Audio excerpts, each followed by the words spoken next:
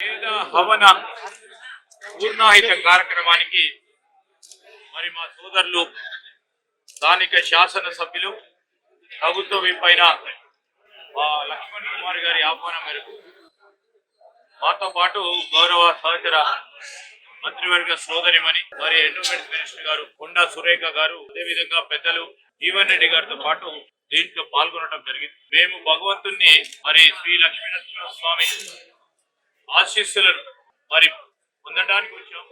ఈ యాగంలో పాల్గొని ఈ తెలంగాణ రాష్ట్ర ప్రజలందరికీ కూడా మేలు జరగాలని, ధర్మపురి నియోజకవర్గ ప్రజలందరికీతో పాటు ఈ రోజు ప్రజలందరూ కూడా సుఖంగా సంతోషంగా సుభిక్షంగా ఉండాలని మా కొత్త ప్రభుత్వం మరి ముఖ్యమంత్రి గారి ఆధ్వర్యంలో మేము గాని మా సహచర మంత్రివర్గ సభ్యులందరం కూడా పెద్దలందరి సహకారంతో మేము ఇచ్చిన ప్రతి హామీని నిలబెట్టుకునే విధంగా ఆ భగవంతుడు మాకు అందరికీ కూడా ఆశీస్సులు ఇవ్వాలని ఆ భగవంతుని ప్రార్థిస్తూ ఈరోజు పెద్దలు కొండా సురేఖ గారు రావడం జరిగింది. ఇదో ప్రఖ్యాతిగాంచిన దక్షిణ కాశీగా ఈరోజు ఈ ప్రాంతానికి సంబంధించిన ప్రాంతవాసులు మొత్తం యావత్ తెలంగాణలో ఉన్న ప్రముఖమైన దేవాలయం.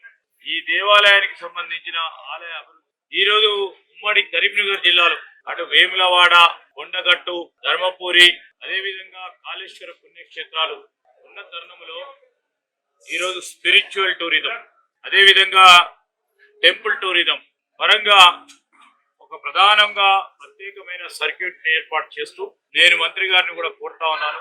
వారి ద్వారా ముఖ్యమంత్రి గారిని కూడా చెప్పడం జరిగింది. మేమందరం కూడా మాట్లాడుకోవడం జరిగింది.